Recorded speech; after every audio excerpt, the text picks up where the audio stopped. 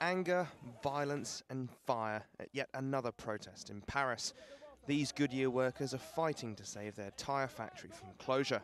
Latest employment figures show the jobless rate in France is at its highest for 13 years.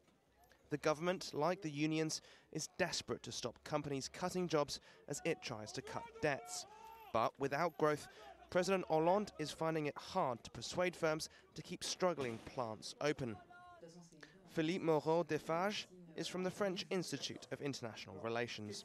The French government is in a very difficult situation. On the one side, he wants to seduce, he wants to convince international investors, businessmen, and on the side, to please his electoral basis, he must make strong gestures against these people, and that is very difficult. Scenes like this are not what François Hollande envisaged when he was elected last year. He promised to halt the relentless rise in unemployment and vowed to restore France's industrial competitiveness. But Scotiabank's Alan Clark says it's not all bad news.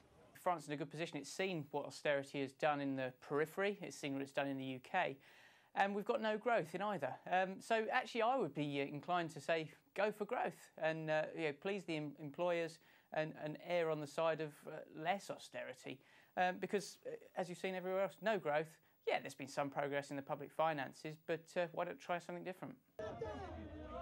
Hollande's approval ratings have slumped to around 30% as his government battles a tide of factory closures.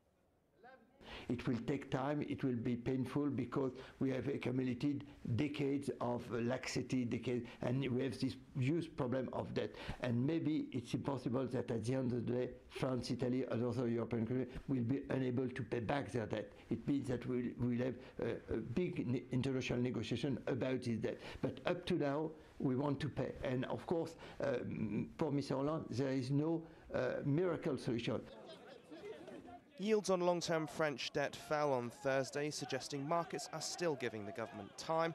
But without a buyer for their factory, that's something these Goodyear workers may not have.